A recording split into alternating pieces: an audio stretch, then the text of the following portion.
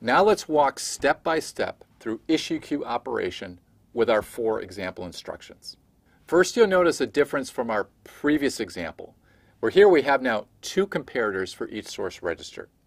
Here now we're assuming that we have dual issue capability, that 2 instructions can move into EX at the same time. Let's now look at the values of each of the fields of each issue queue entry for each of our 4 instructions. The add instruction has source registers R2 and R3. Now we've said that the ready bits are set to yes, that could be represented for instance by a 1, under the assumption that those values were available in the ID stage. So the contents of R2 and R3 are stored in this issue queue entry. The destination register is R1, so we have an 1 in the field for DR. We have an add for the op field, and then we have nothing in the immediate field. We're representing that by an X because this is not an immediate instruction. The not instruction has a data dependence related to R1 on the add instruction. So its source operand is not ready. So we represent that as an N in the ready field. For the second source operand field, there's nothing because this has only a single source operand. For the DR field, we have 4. The operation is a not. It's not an immediate instruction, and we don't have the values of our source registers. And we don't have the values of our source register because we need that to be bypassed by the add instruction.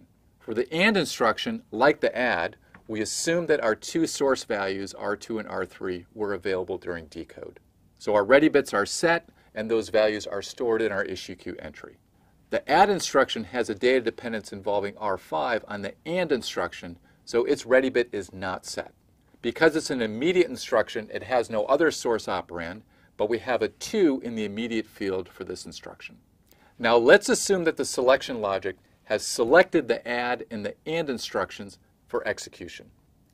In the first cycle then, those instructions are sent into the EX stage.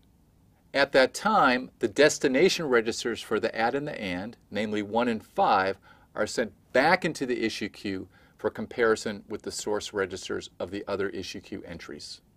That will mean that for the not and the add instructions, that their ready bits will transition to a yes at the end of this cycle. Now in cycle 2, the not and the add instructions are now ready to issue. Assuming that the selection logic chooses these 2 out of all of those available to issue, then those will be sent into the EX stage right after the previous 2 instructions. In this way, the hardware has dynamically resolved these data dependencies, finding in the issue queue instructions that are independent and can issue together, and keeping our 2-way superscalar throughput.